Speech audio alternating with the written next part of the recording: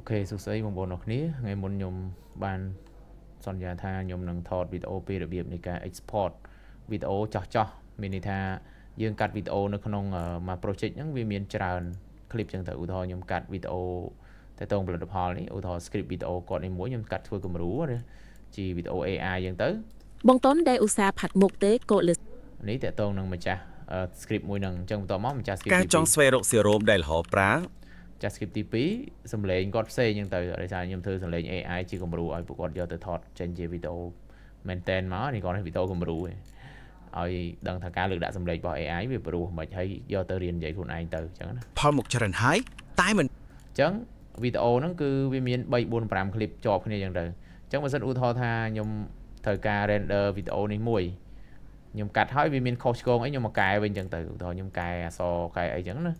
អញ្ចឹងខ្ញុំចង់ render វីដេអូណាមួយឧទាហរណ៍ខ្ញុំចង់ render វីដេអូនេះ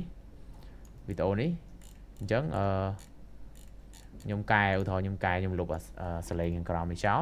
តោះមកខ្ញុំចង់ render តែមួយកណាត់នេះទេនេះធំនេះវីដេអូមួយហ្នឹងណាអញ្ចឹងយើងធ្វើការ select វីដេអូហ្នឹងតាំងពីក្រោមរហូតដល់លើមកចុចមកឆ្វេងសកលឲ្យជាប់មក select ឲ្យអស់អ្វីដែលយើងបានកាត់ហ្នឹងអញ្ចឹង select ទាំងអស់ហើយយើងមកស្ដាំលើវាឬយើងយកពាក្យ rank នេះបន្ទាប់មកយើងយកពាក្យថា select by clip ឬក៏ shift x ហ្នឹងអាហ្នឹង shortcut វាអញ្ចឹងវានឹងធ្វើការ select មកប្រឡោះហ្នឹងអញ្ចឹងណាហ្នឹងបើសិនជាយើងចង់ render ឬក៏ចង់ save export ចេញមកប្រឡោះហ្នឹងបន្ទាប់មកយើងធ្វើការ export ទៅអញ្ចឹង export ទៅវាជាប់តែវីដេអូហ្នឹងទេឃើញទេអញ្ចឹងវាយើងដាក់ឈ្មោះតាមហ្នឹងទៅតទៅទៀតបើយើងចង់ save វីដេអូផ្សេងយើងចុចខ្វែងវិញមកឃើញ save ចោលមកតើខ្ញុំចង់ save វីដេអូនេះម្ដង export វីដេអូនេះម្ដងអញ្ចឹងយើងចុច select ជាប់មកដូចគ្នាមិនអញ្ចឹងតមកយើងមកស្ដាំយកពាក្យ rank នឹងដដែលហើយយើងយក select by clip នឹងដដែលមកអញ្ចឹងយើងធ្វើការ export ទៅវានឹងបានវីដេអូមួយនឹងហើយឃើញទេអញ្ចឹងវា load cover មកនេះចង់ edit ចង់អីក៏បានដែរអញ្ចឹងយើង export តាមហ្នឹងទៅការកំណត់ដូចរដងអញ្ចឹងគាត់ថាយើង export វីដេអូបែបចោះណាចង់បានវីដេអូក្បាលដំបូងយើង select ក្បាលដំបូងហ្នឹងទៅសំខាន់កន្លែងហ្នឹងប្រយ័ត្នរឿងមួយគឺ select ឲ្យអស់រាល់អក្សររាល់ sticker ឬក៏ layer ណាមួយដែលយើងបានធ្វើលើហ្នឹងតែយើង select អត់អស់វា render ទៅក៏អត់ដូចគ្នាអញ្ចឹងណាអញ្ចឹងយើងធ្វើការ render តាមហ្នឹងទៅអញ្ចឹងវីដេអូហ្នឹងមានតែប៉ុណ្្នឹងសង្ឃឹមថា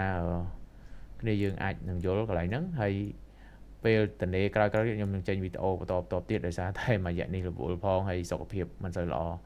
ញ្ចឹងអូខេអត់អីទេអញ្ចឹងមានចម្ងល់អីផ្សេងៗអាចសួរមកខ្ញុំអាច support បានខ្ញុំនឹង support ជូនបងប្អូន